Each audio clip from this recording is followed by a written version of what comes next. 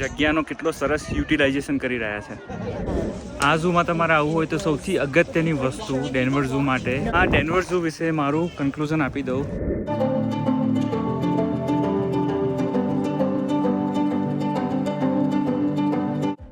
આજના વિડીયોમાં આપણે આગળ જોઈશું ડેનવરનું વર્લ્ડ ફેમસ ઝૂ. ડેનવરનું ઝૂ છે અમેરિકાની અંદર ટોપ ઝૂમાં ગણાતું હોય છે અને હું એક્સાઇટેડ છું તમને લોકોને આ વિડીયોમાં ડેનવરનું ઝૂ બતાવવા માટે. ઝૂમાં જતાં પહેલાં અહીંયા ડેનવરમાં બીજું એક ખૂબ જ ફેમસ એટ્રેક્શન છે તે આપણે કવર કરી લઈએ આજના વિડીયોમાં.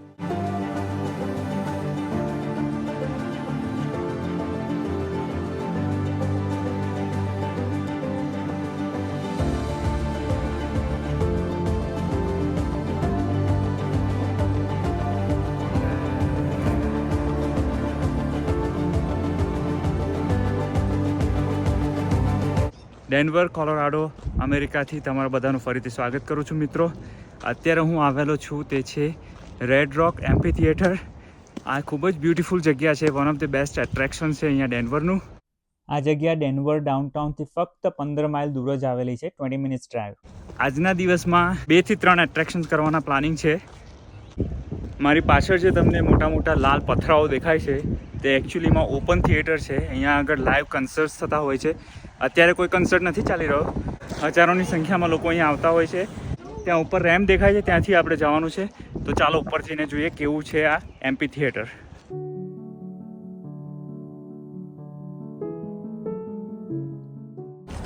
તો આ એટ્રેક્શનમાં પાર્કિંગ એકદમ ફ્રી છે અને એન્ટ્રી પણ એકદમ ફ્રી છે જો કન્સર્ટ ના હોય તો.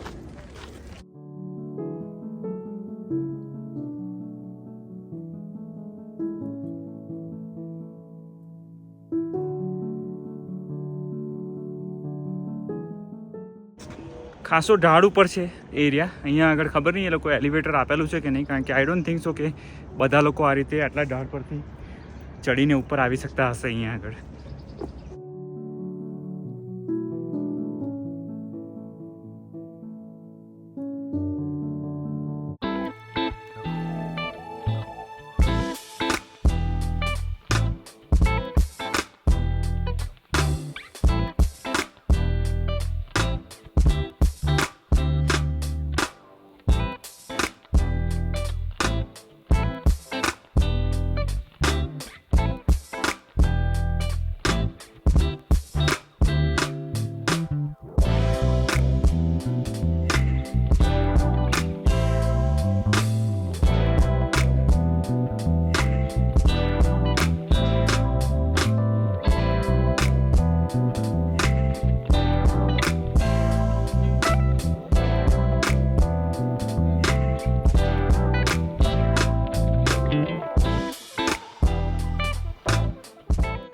અત્યારે સવારનો ટાઈમ છે એટલે ઘણા બધા લોકો અહીંયા દોડીને એક્સરસાઇઝ પણ કરી રહ્યા છે. આ જગ્યાનો કેટલો સરસ યુટિલાઇઝેશન કરી રહ્યા છે.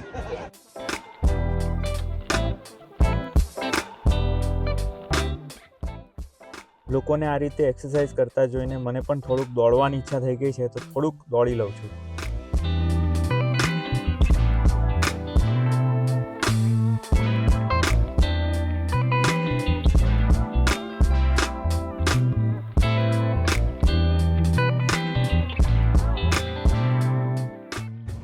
તો આ થિયેટર કવર કરતાં તમને લગભગ 10 થી 15 મિનિટ જેટલો સમય લાગશે.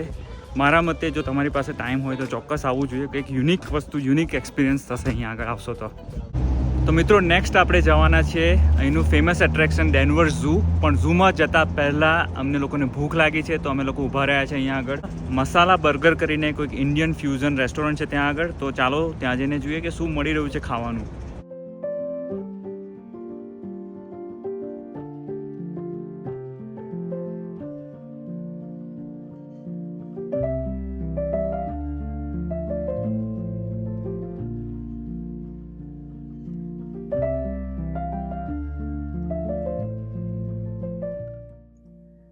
મેન્યુની અંદર ઘણા બધા વેજીટેરિયન ઓપ્શન્સ જોવા મળ્યા. બધા લોકોએ ડિસ્કસ કરીને ફાઇનલી એક કન્ક્લુઝન પર આવ્યા છે કે અમે લોકો પનીર ટિક્કા મસાલા કાઝોન મંગાવીશું અને કપલ ઓફ બટર નાન મંગાવીશું.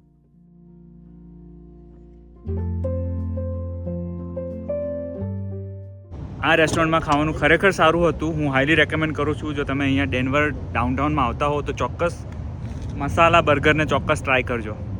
આ બહુ ઇન્ટરેસ્ટિંગ ટ્રાફિક સિગ્નલ લાગ્યું મને. બંને બાજુ જવાના રસ્તા પર વન વે લખેલું છે, તો માણસ જાય તો કઈ બાજુ જાય? જ્યાં જાવ ત્યાં વન વે જ છે.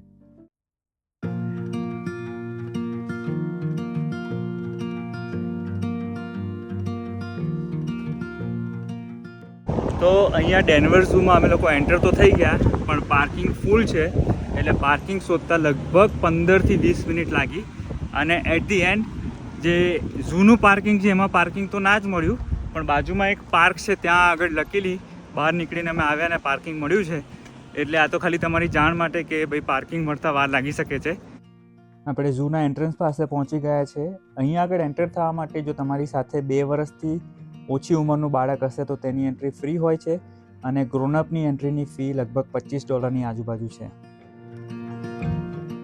તો ડેનવર ઝૂમાં ટોટલ 3000 કરતાં પણ વધુ એનિમલ્સ આવેલા છે, અને 300 કરતાં વધુ એનિમલની સ્પીસીસ આવેલી છે. 3000 એનિમલ્સ તો હું તમને નહીં બતાવી શકું, પણ જેટલા પણ આપણે કવર કરીશું તે તમને લોકોને બતાવીશ.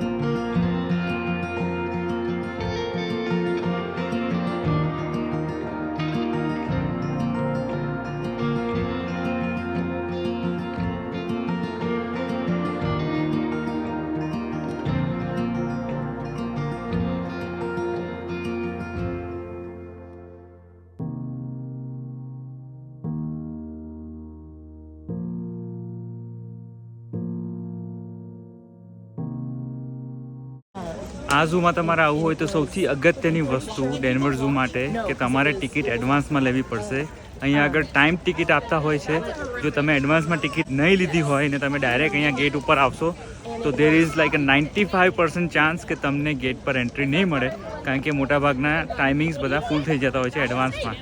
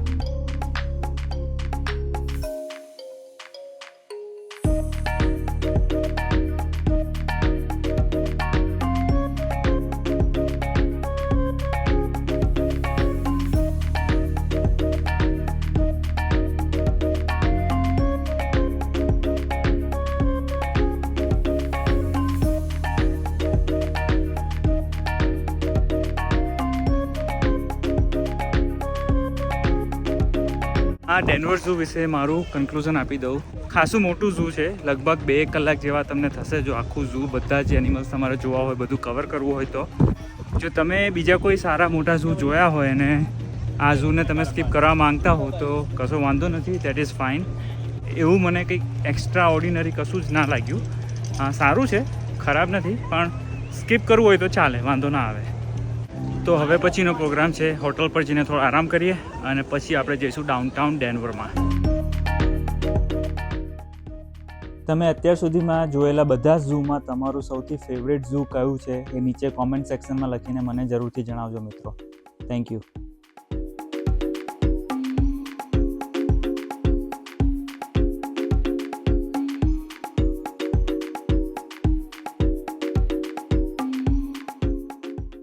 અહીંયા ટ્રાફિક સિગ્નલ પાસે કારના ગ્લાસીસ સાફ કરતા કેટલાક લોકો જોવા મળી ગયા. વેરી ઇન્ટરેસ્ટિંગ, પહેલી વાર જોયું મેં અમેરિકામાં.